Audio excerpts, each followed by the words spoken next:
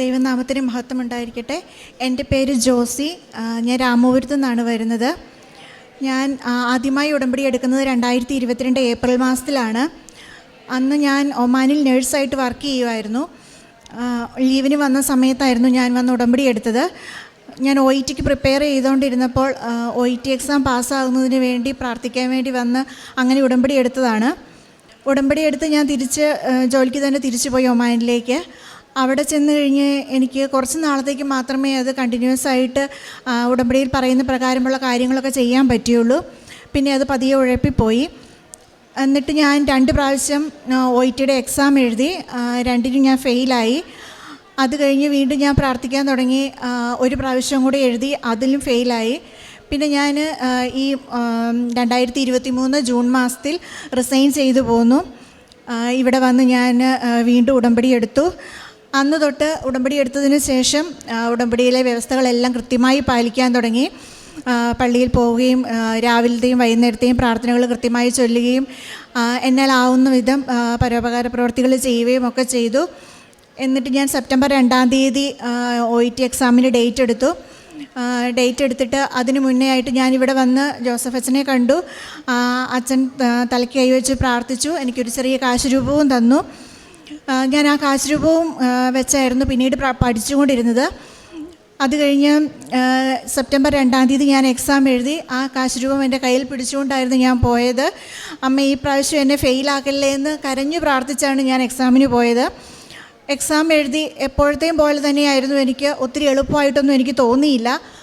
അത് കഴിഞ്ഞിട്ട് ഞാൻ വീണ്ടും പ്രാർത്ഥിച്ചുകൊണ്ടിരുന്നു. എൻ്റെ എക്സാമിൻ്റെ റിസൾട്ട് വന്നു കഴിഞ്ഞപ്പോൾ വീണ്ടും 2 എണ്ണത്തിന് പോയി. 2 മൊഡ്യൂൾ മാത്രമേ കിട്ടിയുള്ളൂ. അപ്പോൾ എനിക്ക് ഭയങ്കര സങ്കടമായി. ഞാൻ വിചാരിച്ചു, മാതാവേ, ഞാൻ ഉടമ്പടി എടുത്ത് നന്നായിട്ട് പ്രാർത്ഥിച്ച് കാര്യങ്ങളെല്ലാം നന്നായി ചെയ്യുന്നുണ്ടായിരുന്നല്ലോ, പിന്നെ എന്തുകൊണ്ടാണ് എനിക്കിങ്ങനെ വീണ്ടും ഞാൻ ഫെയിലായി പോയതെന്ന് ഓർത്ത് ഭയങ്കര സങ്കടമായിരുന്നു. എന്നിട്ട് ഞാൻ ആലോചിച്ച് കഴിഞ്ഞപ്പോൾ ഓർത്തു, ശരിയാണ്, ഞാൻ എല്ലാ ദിവസവും പള്ളിയിൽ പോകുന്നില്ല. എനിക്ക് പോകാൻ പറ്റുന്ന ദിവസങ്ങളുണ്ടായിട്ട് പോലും ഞാനത് കറക്റ്റായിട്ട് പോകുന്നില്ല. ഞായറാഴ്ചകളിൽ മാത്രമേ പോകുന്നുള്ളൂ. അപ്പോൾ ഞാൻ വിചാരിച്ചു, ശരിയാണ്, എൻ്റെ ഭാഗത്തു നിന്നുള്ള മിസ്റ്റേക്കാണ്, ഞാൻ തന്നെ അത് തിരുത്തണം. അങ്ങനെ ഞാൻ എല്ലാ ദിവസവും പള്ളിയിൽ പോകാൻ തുടങ്ങി. പേപ്പർ റിവാലുവേഷന് കൊടുത്തു 2 എണ്ണവും. എന്നിട്ട് എല്ലാ ദിവസവും പള്ളിയിൽ പോയി പ്രാർത്ഥിക്കാൻ തുടങ്ങി. പരോപകാര പ്രവർത്തികൾ വീണ്ടും ഒന്നും കൂടെ ശക്തമാക്കി. എന്നിട്ട് ഞാൻ പ്രാർത്ഥിച്ചു, മാതാവേ, ഇനി എന്നെ ആൾക്കാരുടെ മുന്നിൽ നാണം കെടുത്തല്ലേ. ഓരോ എക്സാം കഴിഞ്ഞ് കഴിയുമ്പോഴും എല്ലാവരും ചോദിക്കും, പാസ്സായോ, ഈ പ്രാവശ്യവും പോയല്ലേ. അങ്ങനെ എല്ലാവരുടെയും ചോദ്യവും പറച്ചിലും കേട്ട് മടുത്തു. അതുകൊണ്ട് ഈ പ്രാവശ്യം എനിക്ക് എങ്ങനെയായാലും ഇതൊന്ന് പാസ്സാക്കി തരണേ, എന്നെ മറ്റുള്ളവരുടെ മുന്നിൽ പരിഹാസിയാക്കല്ലേ എന്ന് കരഞ്ഞു പ്രാർത്ഥിച്ചു. അങ്ങനെ എൻ്റെ റിവാലുവേഷൻ്റെ റിസൾട്ട് വന്നു കഴിഞ്ഞപ്പം ആ 2 മൊഡ്യൂളിനും B തന്ന് മാതാവ് എന്നെ അനുഗ്രഹിച്ചു. ഒരിക്കലും കിട്ടില്ല എന്ന് വിചാരിച്ചിരുന്നിടത്ത് ഏതേലും UK സ്കോറെങ്കിലും കിട്ടണേ, 1 എണ്ണത്തിനും കൂടെ B കിട്ടിയാൽ മതി എന്ന് പ്രാർത്ഥിച്ചുകൊണ്ടിരുന്ന എനിക്ക് 2 എണ്ണത്തിനും B തന്നു. അങ്ങനെ ഓവറോൾ 4 മൊഡ്യൂളിനും B തന്ന് മാതാവ് എന്നെ അനുഗ്രഹിച്ചു. മാതാവിന് 1000 നന്ദി. അത് കഴിഞ്ഞിട്ട് വീണ്ടും UKയുടെ പ്രോസസ്സിംഗ് ഒക്കെ ആരംഭിച്ചു. NMC സ്റ്റാർട്ട് ചെയ്ത് കഴിഞ്ഞപ്പോൾ ആദ്യത്തെ ഭാഗം ചെയ്തപ്പം ഒരു ഏജൻസിക്കാരായിരുന്നു എനിക്ക് ചെയ്തു തന്നത്. ആദ്യത്തെ ഒരു സ്റ്റെപ്പ് കഴിഞ്ഞപ്പോഴത്തേക്കും ഞാൻ എവിടെയോ ക്ലിക്ക് ചെയ്ത് എങ്ങനെയോ അത് ബ്ലോക്കായിപ്പോയി. എനിക്ക് വീണ്ടും അതിനകത്ത് എൻ്റർ ചെയ്യാൻ പറ്റുന്നില്ല. അങ്ങനെ വന്നു കഴിഞ്ഞപ്പോൾ ഞാൻ അവരോട് ചോദിച്ചു, ഇനി എന്താ ചെയ്യേണ്ടത്? അപ്പോൾ അവർക്കൊന്നും മറുപടി ഉണ്ടായിരുന്നില്ല. 1 ദിവസമായി 2 ദിവസമായി എന്നെ ചെയ്യേണ്ടതെന്ന് അറിയത്തില്ല. ഞാൻ വീണ്ടും മാതാവിൻ്റെ അടുത്ത് പ്രാർത്ഥിച്ചു, മാതാവേ, എൻ്റെ കയ്യിൽ നിന്ന് വന്നൊരു മിസ്റ്റേക്കാണ്. എൻ്റെ മെറിറ്റിൽ ഞാനൊന്ന് അഹങ്കരിച്ചു പോയി, അതുകൊണ്ട് പറ്റിയതായിരിക്കും. തന്നെ ചെയ്യാൻ പറ്റും എന്നുള്ള ഒരു ഓവർ കോൺഫിഡൻസ് ആയിപ്പോയി.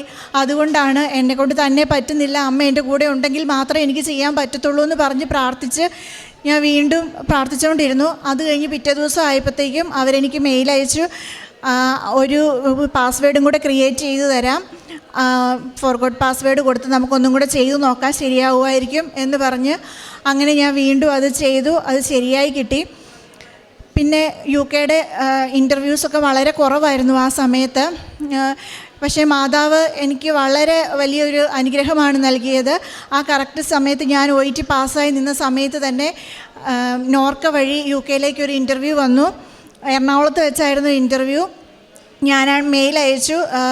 ആദ്യത്തെ ദിവസം എനിക്ക് റിപ്ലൈ ഒന്നും വന്നില്ല. ഞാൻ വിചാരിച്ചു എനിക്ക് കിട്ടത്തില്ല, എനിക്ക് റിജക്റ്റ് ആയി പോയതായിരിക്കും എന്ന് വിചാരിച്ചു. പക്ഷേ പിറ്റേ ദിവസം അവരെനിക്ക് ഇൻ്റർവ്യൂ കോൾ തന്നു. ഇൻ്റർവ്യൂ വന്ന് അറ്റൻഡ് ചെയ്തോളാൻ പറഞ്ഞുകൊണ്ട്. ഒത്തിരി നാളായിട്ട് ഈ നേഴ്സിങ്ങിൻ്റെ കാര്യങ്ങളൊന്നും അങ്ങനെ നോക്കുന്നൊന്നും ഇല്ലായിരുന്നു. OET തന്നെ കോൺസെൻട്രേറ്റ് ചെയ്തിരുന്നത് കൊണ്ട് നേഴ്സിങ്ങിൻ്റെ കാര്യങ്ങളൊന്നും അത്രയ്ക്ക് ഓർമ്മയിലില്ല എനിക്ക്. എന്നാലും ഞാൻ പോയി ഇൻ്റർവ്യൂ അറ്റൻഡ് ചെയ്തു. മാതാവിനോട് പറഞ്ഞു, അമ്മേ ഇതെനിക്ക് വിധിച്ചിട്ടുള്ളതാണെങ്കിൽ അമ്മ എനിക്കിത് പാസ്സാക്കി തരണം എന്ന് തന്നെ പ്രാർത്ഥിച്ചുകൊണ്ട് കാശ് രൂപം കയ്യിൽ മുറുകെ പിടിച്ച് ഞാൻ ഇൻ്റർവ്യൂവിന് പോയി. മാതാവിൻ്റെ വലിയ അനുഗ്രഹത്താൽ എനിക്ക് ആ ഇൻ്റർവ്യൂ പാസ്സാവാൻ പറ്റി. അതിൻ്റെ പ്രോസസ്സിങ് ബാക്കി കണ്ടിന്യൂ ചെയ്തുകൊണ്ടിരുന്നു. അതിൻ്റെ NMCയുടെ രണ്ടാമത്തെ സ്റ്റേജിൽ നമ്മൾക്ക് കേരള നഴ്സിംഗ് കൗൺസിലേക്ക് നമ്മുടെ വെരിഫിക്കേഷൻ അയക്കും. അവിടുന്ന് അവർ റെസ്പോണ്ട് ചെയ്താൽ മാത്രമാണ് നമുക്ക് ബാക്കി കണ്ടിന്യൂ ചെയ്യാൻ പറ്റത്തുള്ളൂ, CBTക്ക് ഡേറ്റ് എടുക്കാൻ പറ്റത്തുള്ളൂ. കേരള നഴ്സിംഗ് കൗൺസിലിൽ അത് അയച്ചു കഴിഞ്ഞിട്ട് സാധാരണ എല്ലാവർക്കും 2 ആഴ്ച 3-ാമത്തെയൊക്കെ ആഴ്ചയാകുമ്പോഴത്തേക്കും അതിൻ്റെ റിപ്ലൈ വരും. എനിക്ക് 1 മാസമായി, 1 മാസം കഴിഞ്ഞിട്ട് ഒരാഴ്ചയായി ഒരു റിപ്ലൈയും വന്നില്ല. അപ്പം എനിക്ക് വീണ്ടും ടെൻഷനായി. ഞാൻ ആ പേപ്പർ എടുത്ത് വെച്ച്, ഞാൻ അയച്ച പേപ്പറിൻ്റെ കോപ്പി എൻ്റെ കയ്യിലുണ്ടായിരുന്നു, അതെടുത്ത് വെച്ച് ഞാൻ അതിൽ മാതാവിൻ്റെ തൈലം, ഇവിടുന്ന് കിട്ടുന്ന തൈലം എടുത്ത് കുരിശ് വരച്ച് പ്രാർത്ഥിച്ചു. അമ്മ എന്നെ പരീക്ഷിക്കരുത്, വീണ്ടും പരീക്ഷിക്കരുത്. കാരണം ഇത് വേഗം സബ്മിറ്റ് ചെയ്തില്ലെങ്കിൽ അവർ മുന്നേ സബ്മിറ്റ് ചെയ്യുന്നവരുടെ ആദ്യം ശരിയാക്കി കൊടുക്കും. അപ്പോൾ വീണ്ടും നമ്മൾ ബാക്കിലായി പോകും. അത് കാരണം എന്നെ പരീക്ഷിക്കരുത്, എത്രയും പെട്ടെന്നൊന്ന് ശരിയാക്കി തരണേന്ന് പ്രാർത്ഥിച്ചുകൊണ്ടിരുന്നു. അങ്ങനെ പ്രാർത്ഥിച്ച് 2 ദിവസം ആയപ്പോഴത്തേക്കും എൻ്റെ KNCയുടെ വെരിഫിക്കേഷനൊക്കെ വന്നു. അടുത്ത കടമ്പ CBT എക്സാം എന്നുള്ളതായിരുന്നു. എൻ്റെ കൂട്ടത്തിലുള്ള പിള്ളേരൊക്കെ പറഞ്ഞു, CBT എക്സാമിന് ഡേറ്റ് കിട്ടാൻ ഒത്തിരി ലേറ്റ് ആവും, 1 മാസമൊക്കെ കഴിഞ്ഞിട്ടേ കിട്ടത്തുള്ളൂ, അങ്ങനെ കിട്ടാൻ വഴിയുള്ളൂ, അടുത്തടുത്ത ഡേറ്റുകളൊന്നും കിട്ടത്തില്ല എന്ന് പറഞ്ഞു. ഞാൻ പറഞ്ഞു, മാതാവ് ഇനി 1 മാസം കൂടെ കഴിഞ്ഞെന്ന് പറഞ്ഞിട്ടുണ്ടെങ്കിൽ ഇപ്പം തന്നെ നവംബറായി, ഇനി 1 മാസം എന്ന് പറഞ്ഞു കഴിഞ്ഞാൽ ഒത്തിരി ലേറ്റായി പോവും. അപ്പം ഞാൻ നവംബർ 9-ാം തീയതി എൻ്റെ ബർത്ത്ഡേ ആണ്. അപ്പം ഞാൻ മാതാവിൻ്റെ അടുത്ത് പറഞ്ഞു, മാതാവേ എൻ്റെ ബർത്ത്ഡേയുടെ അന്ന് എനിക്ക് ബർത്ത്ഡേ ഗിഫ്റ്റായിട്ട് എനിക്ക് CBT എഴുതാൻ പറ്റണേന്നും പറഞ്ഞുകൊണ്ട് ഞാൻ ഡേറ്റ് ഇട്ട് പ്രാർത്ഥിച്ചു. എന്നിട്ട് ഞാൻ CBTയുടെ ഡേറ്റ് എടുക്കാൻ വേണ്ടി നോക്കി. അപ്പം നോക്കിയപ്പം നമുക്ക് കേരളത്തിൽ ഡേറ്റ് ഇല്ല, നവംബർ മാസത്തിൽ ലാസ്റ്റ് ആയിട്ട് ഡേറ്റ് ഉള്ളൂ. വീണ്ടും ഞാൻ നോക്കി വേറെ എവിടെയെങ്കിലും ഉണ്ടോ. അങ്ങനെ ഞാൻ നോക്കിയപ്പം മൈസൂർ 9-ാം തീയതി ഡേറ്റ് കിടപ്പുണ്ട്. അങ്ങനെ ഞാൻ CBT എക്സാം എഴുതാൻ വേണ്ടി മൈസൂർ ഡേറ്റ് എടുത്തു. അതും പെട്ടെന്നായിരുന്നു. എനിക്ക് 2-ാം തീയതി KNCയുടെ വന്നതാണ്, 3-ാം തീയതി ഞാൻ ഡേറ്റ് എടുത്തു, 9-ാം തീയതി എക്സാമാണ്. ഒത്തിരി പ്രിപ്പറേഷൻ ചെയ്യാൻ പോലുമുള്ള സമയമില്ല. എന്നിട്ടും ഞാൻ വിശ്വസിച്ചു, മാതാവിനെ എന്തായാലും പാസ്സാക്കും, ഇവിടെ വരെ എത്തിച്ച് എൻ്റെ അമ്മയ്ക്ക് എന്നെ ഇനിയും മുന്നോട്ട് കൊണ്ടുപോകാൻ കഴിയുമെന്നുള്ള ഉറച്ച വിശ്വാസത്തിൽ ഞാൻ പോയി എക്സാം എഴുതി. പാർട്ട് Aയും പാർട്ട് Bയും 2 പാർട്ടും ഉണ്ടായിരുന്നു. 2ലും പാസ്സാക്കി മാതാവിനെ അനുഗ്രഹിച്ചു. വീണ്ടും അടുത്ത സ്റ്റേജിൽ നമുക്ക് UK ബാക്കി പ്രോസസ്സിംഗ് ഒക്കെ ആയിരുന്നു നടന്നുകൊണ്ടിരുന്നത്. എന്ത് തടസ്സം ഉണ്ടായാലും ഞാൻ എൻ്റെ അമ്മയോട്, അമ്മ എന്നെ സഹായിക്കണേ എന്ന് പറയുന്നതല്ല, അമ്മ എനിക്ക് ആ കാര്യങ്ങൾ നടത്തി തരുന്നുണ്ടായിരുന്നു. ഇത്രയും അനുഗ്രഹം തന്ന മാതാവിന് എത്ര നന്ദി പറഞ്ഞാലും മതിയാവത്തില്ല. ഞാൻ 4 പ്രാവശ്യം OET എഴുതിയിട്ട് 5-ാമത്തെ പ്രാവശ്യമാണ് എനിക്ക് OET പാസ്സാവുന്നത്. അതും അമ്മ മാതാവിൻ്റെ വലിയൊരു അനുഗ്രഹമായിട്ട് ഞാൻ കാണുന്നു. ഇത്രയേറെ തടസ്സങ്ങളുണ്ടായിട്ടും ആ തടസ്സങ്ങളെല്ലാം മാറ്റി തന്ന് ഇപ്പം എനിക്ക് എൻ്റെ പ്രോസസ്സിംഗ് എല്ലാം കംപ്ലീറ്റായി. നാളെ കഴിഞ്ഞ് ഞാൻ UK പോവുകയാണ്. ഗവൺമെൻറ് ജോലിയാണ് കിട്ടിയേക്കുന്നത്. അവിടുത്തെ ഗവൺമെൻറ്റിലാണ് എനിക്ക് കിട്ടിയേക്കുന്നത്. അത് വലിയൊരു അനുഗ്രഹം തന്നെയാണ്. ഇപ്പോൾ ഒത്തിരി ഇൻ്റർവ്യൂസ് കുറവാണ്. അങ്ങനെ കുറവുള്ള സമയത്തും അമ്മ എനിക്കായി നല്ലൊരു ജോലി കണ്ടുപിടിച്ച് അതിന് വേണ്ടിയിട്ട് എന്നെ വഴി നടത്തി ഇവിടെ വരെ എത്തിച്ചു. അതിന് ഞാൻ ഒരുപാട് നന്ദി പറയുന്നു. പിന്നെ ഉടമ്പടി ചെയ്തതിന് ശേഷം, അതിന് മുന്നേ വരെ നമ്മൾ സാധാരണ പോലെ വൈകുന്നേരങ്ങളിൽ കൊന്ത ചൊല്ലുന്നു. അങ്ങനെ ചില ദിവസം മടുപ്പ് തോന്നിയാൽ ഇന്ന് ചെല്ലണ്ട അങ്ങനെയൊക്കെ തീരുമാനിക്കുന്നു. ബൈബിൾ വായനയാണെങ്കിലും എല്ലാ ദിവസമൊന്നുമില്ല, തോന്നുമ്പോൾ വായിക്കുന്നു, അങ്ങനെയൊക്കെ ആയിരുന്നു. പക്ഷേ ഉടമ്പടി എടുത്തതിന് ശേഷം എല്ലാ ദിവസവും മുടങ്ങാതെ സന്ധ്യാപ്രാർത്ഥന ചൊല്ലുകയും കൊന്ത ഒരു ദിവസം പോലും മുടക്കാറില്ല. എല്ലാ ദിവസവും ബൈബിൾ വായിക്കാറുണ്ട്. പിന്നെ എന്നെക്കൊണ്ട് പറ്റുന്ന രീതിയിലെല്ലാം കാരുണ്യപ്രവർത്തികൾ ചെയ്യും. പള്ളിയിലും പോവാറുണ്ട്. അങ്ങനെ എൻ്റെ ജീവിതത്തിൽ അതിനു മുന്നേ ഉണ്ടായിരുന്നതിനെക്കാട്ടിലും വലിയൊരു അനുഭവമാണ് എനിക്കിപ്പോൾ ഉള്ളത്. പള്ളിയിൽ പോകുമ്പോഴാണേലും നമുക്ക് നേരത്തെയൊക്കെ ഒന്ന് പോയേക്കാം, ഞായറാഴ്ചയല്ലേ എന്തായാലും പള്ളിയിൽ പോകണമല്ലോ എന്ന് വിചാരിച്ച് പോയിക്കൊണ്ടിരുന്ന ഞാൻ ഇപ്പോൾ എന്തായാലും പോയേ പറ്റൂ എന്നുള്ള രീതിയിൽ, പോവാതെ എനിക്ക് വയ്യ എന്നുള്ള രീതിയിലാണ് ഞാനിപ്പോൾ പോയിക്കൊണ്ടിരിക്കുന്നത്. ഇത്രയേറെ അനുഗ്രഹങ്ങൾ തന്ന മാതാവിനും ഈശോയ്ക്കും 1000 നന്ദി. ഫിലിപ്പിയർക്ക് എഴുതിയ ലേഖനം 4:19 തിരുവചനം പറയുന്നു, എൻ്റെ ദൈവം തൻ്റെ മഹത്വത്തിൻ്റെ സമ്പന്നതയിൽ നിനക്ക് ആവശ്യമുള്ളതെല്ലാം നൽകുമെന്ന്. ദൈവം മഹത്വപ്പെടുവാനുള്ള സമയം അത് നമ്മുടെ ജീവിതത്തിൽ ചിലപ്പോൾ നാം ചിന്തിക്കാത്ത ഒരു അവസരമായിരിക്കാം, അല്ലെങ്കിൽ ഒരു ദിവസമായിരിക്കാം. ആ ദിവസത്തിലായിരിക്കാം ദൈവം നമ്മെ കൂടുതലായി ഓർക്കുക. നമ്മുടെ ജീവിതത്തിലേക്ക് കടന്നു വരുന്ന ഓരോ പ്രതിസന്ധികളും പ്രശ്നങ്ങളുമൊക്കെ, പ്രത്യേകിച്ച് OET ഒക്കെ എഴുതുന്ന മക്കൾ അവരുടെ ജീവിതത്തിൽ പല പ്രാവശ്യം എഴുതുന്നു. ഒന്നിനും ഒരു പോസിറ്റീവ് റിപ്ലൈയോ റിസൾട്ടോ കിട്ടാതെ വരുന്ന സാഹചര്യങ്ങളിൽ പിന്നീട് ഈ മകളുടെ തന്നെ കാര്യത്തിൽ 5ാമത്തെ പ്രാവശ്യം എഴുതുന്നു. അതുവരെയും അതിനു മുൻപും 2 പ്രാവശ്യം എഴുതി കഴിഞ്ഞ് ഉടമ്പടി എടുത്തതിന് ശേഷമാണ് വീണ്ടും എഴുതുന്നതൊക്കെ. എന്നാൽ ഉടമ്പടി എടുത്തത് കൊണ്ട് നമ്മുടെ ജീവിതത്തിൽ ഉടമ്പടി എടുക്കുന്ന വ്യക്തികളാകുന്നു എന്നത് മാത്രമേ ഉള്ളൂ. ഉടമ്പടി ജീവിതം നാം നയിക്കുന്നുണ്ടോ എന്നുള്ളത് നമ്മുടെ വിശ്വസ്തതയും സത്യസന്ധതയുമാണ്. ദൈവസ്നേഹത്തിൽ നാം വളർന്ന് ഈശോയെ ശുശ്രൂഷിക്കുമ്പോഴാണ് നമുക്കതിനുള്ള ഒരു ബോധ്യങ്ങളൊക്കെ വരിക. ഇന്നത്തെ വിശുദ്ധ കുർബാനയുടെ തിരുവചന വായനയിൽ ഈശോ പറയുന്നു, ഞാൻ രോഗിയായിരുന്നു, ഞാൻ നഗ്നനായിരുന്നു, ഞാൻ പരദേശിയായിരുന്നു, ഞാൻ കാരാഗൃഹത്തിലായിരുന്നു. ഇവിടെയെല്ലാം നിങ്ങൾ എന്നെ വന്ന് കണ്ടു, നിങ്ങൾ എന്നെ പരിചരിച്ചു, നിങ്ങളുടെ വീട്ടിൽ എന്നെ സ്വീകരിച്ചു. അപ്പോൾ ഇതൊന്നും ചെയ്യാത്ത ഒരു മറുവശവുമുണ്ട്. അപ്പോൾ അവർ ചോദിക്കുന്നുണ്ട്, എപ്പോഴാണ് ഞങ്ങൾ അങ്ങയെ ഇങ്ങനെയൊക്കെയുള്ള അവസ്ഥയിൽ കണ്ടത്? ഈ ചെറിയവരിൽ ഒരുവന് നിങ്ങളിത് ചെയ്യുമ്പോഴെല്ലാം എനിക്ക് തന്നെയാണ് ചെയ്തതെന്നാണ് ഈശോ തിരുവചനത്തിലൂടെ നമ്മോട് അരുളി ചെയ്യുന്നത്.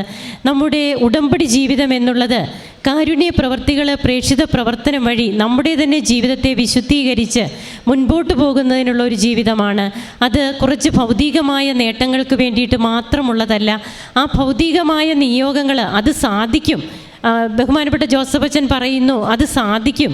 എന്നാൽ ദൈവസ്നേഹത്തോടെ നമുക്ക് നമ്മുടെ ആത്മാവിൻ്റെ ഒരു രക്ഷ, നിത്യതയെ ലക്ഷ്യമാക്കിയുള്ള ഒരു ജീവിതം, ഇതൊന്നും നമുക്ക് സാധിക്കില്ല. അത് നിരീശ്വരവാദികൾക്കും പല കാര്യങ്ങളും നടക്കുന്നുണ്ട്. ഈശ്വരവിശ്വാസം ഇല്ലാത്തവരുടെ ജീവിതത്തിൽ അവർക്ക് മക്കളെ ലഭിക്കുന്നുണ്ട്.